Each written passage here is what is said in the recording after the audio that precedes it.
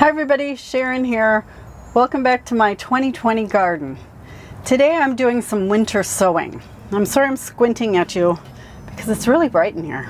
I'm in my greenhouse, and while I can't grow anything in here during the winter time, it is a great place to come and work on some things in the spring and not have to worry about messing up my kitchen. Now I am about 2 months late with this. Normally I get this done in January, late January, early February. But this year I didn't even buy my seeds until late, so I wasn't able to do it. But it'll still be fine. Everything will work out fine. I want to go through with you just what I'm doing this year. I do have like a Winter Sowing 101 video out there, so I will put that link up in the iCard. I think it's on this side. And I will also put the link down below in the description box. So let me bring you down here and show you what I've done so far.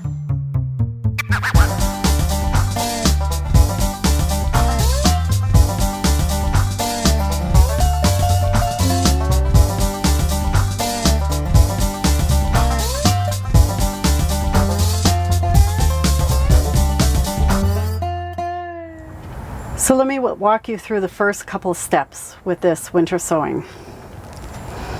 First step is to get your soil ready.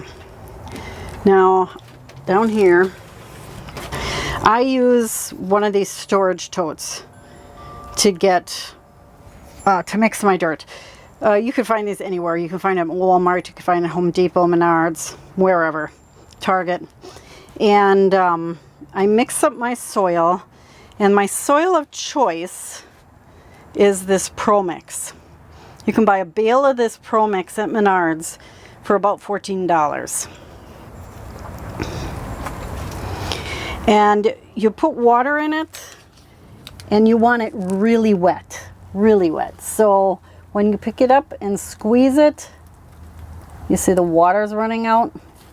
That's how wet you want it. Then you want to prepare your containers. Let me get an empty one. So I happen to have these prepared from a previous year.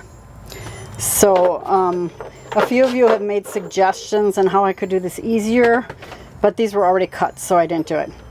I drill a hole here, and then you can cut all the way around, and you leave a little bit like right here so you can flip it open. Then I drill 2 holes in the bottom, one there, and then 2 holes in the sides, up about an inch, inch and a half or so on each side. And you use these holes as drainage holes just in case the holes on the bottom get plugged. Then you fill it up with soil, and you want to put a lot of soil in. So you want at least 3-4 inches of soil in here. The first year I made the mistake of not putting enough soil in. So remember that your soil is going to settle. So fill it a little fuller than you want because it will settle. And then you can go ahead and plant. And then you can seal this up, and I use like a regular duct tape to seal it up. So you can see these are so wet that their water is draining out, and that should be perfect. I just pat mine down a little bit so they look like that. And then I will take, you can take a little stick, like I have this stick here. I got this with one of my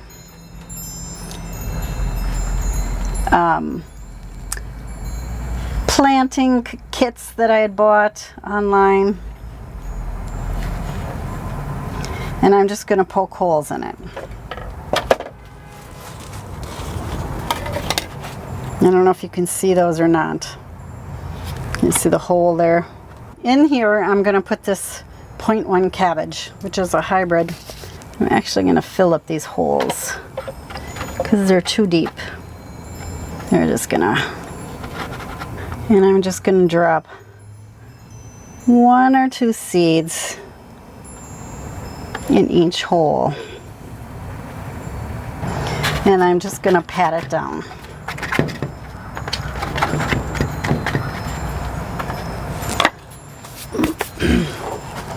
Now here's the most important part, is you want to label these. I know you're laughing at me because you're thinking, why would I forget to label? But I have had to rip more of these open in my life. Yeah, because I forgot to put a label inside. And if you don't put a label inside, you don't know what's in there. So I take a label and then I use a paint pen. And why do I use a paint pen? Because if you use a Sharpie, like if you use one of these fade with the UV. I need a new paint pen. And I also like to write it on the outside.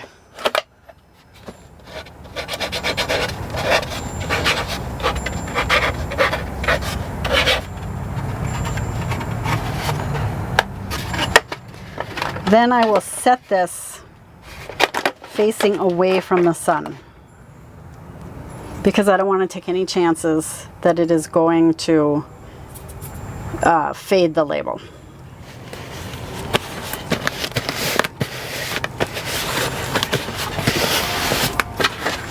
There you go.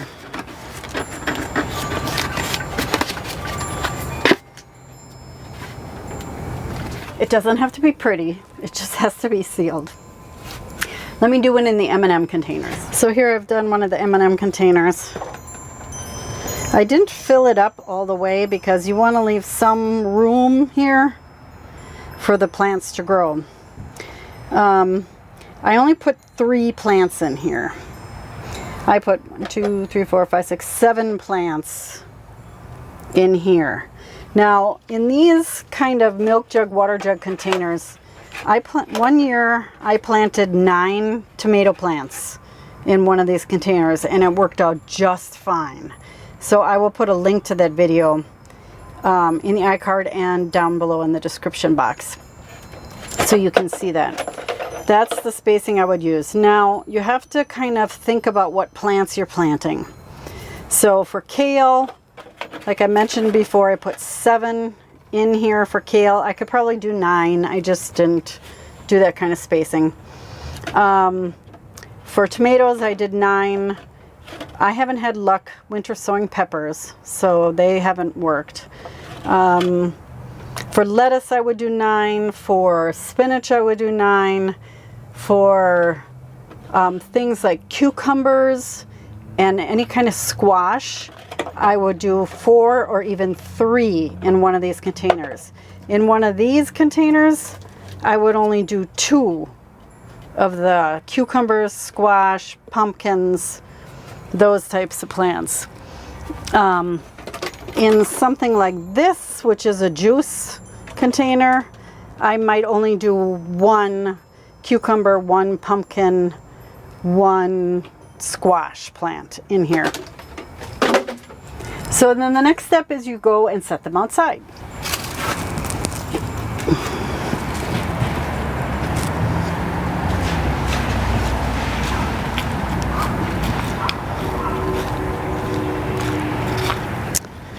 So as you can see, a lot of the snow is gone here. And I do have some cleanup to do. But I usually just set these in my raised beds. You could set them anywhere.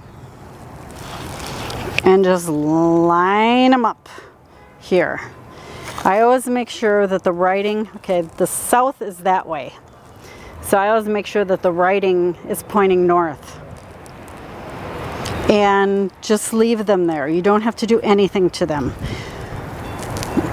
One of the things you do have to do, however, is if you don't get rain or snow, you do have to come out and water them. In my area, southeastern Wisconsin, I'm zone 5A. I don't have to worry about watering these at all in the winter or in the spring because we get a lot of snow and then we get a lot of rain in the spring. For instance, we're supposed to get rain on Monday, so even You know, these will be just fine. All the rain will get in there. So these can just sit here and they will stay here until they'll probably start sprouting in about a month. Maybe a little earlier, depending on how warm we are this spring. Let me do a brief overview and tell you everything that I winter sowed. I did some yellow onions, some shallots, flat leaf parsley, I had a couple old packs of dill seeds, so I broadcast those in one of those. Some kohlrabi, some mini bok choys, a couple different kinds of kale.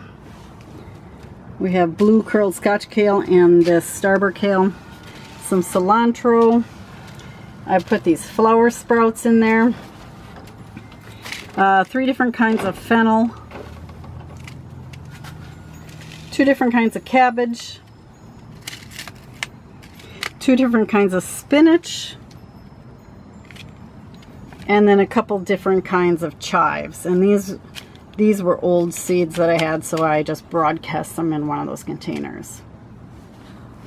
So that is it for winter sowing. Again, I mentioned earlier, but I do have a winter sowing for beginners video up on my channel, and I'll put the link down below. It's a way to help you get more room in your grow room, because I won't be able to put things out here in the greenhouse until mid to late April. And then I'll be able to start bringing things out, because then the risk of a hard frost is past. I mean, we'll still get frost. We'll get frost right up until Memorial Day weekend. But yeah, these things sit in here for quite a while. And it really takes a lot of stress off my grow room. If you've never tried this, give it a shot. You never know. Even in warmer climates where you're not freezing, you can still do this. You can still put stuff in these containers. These act as mini greenhouses.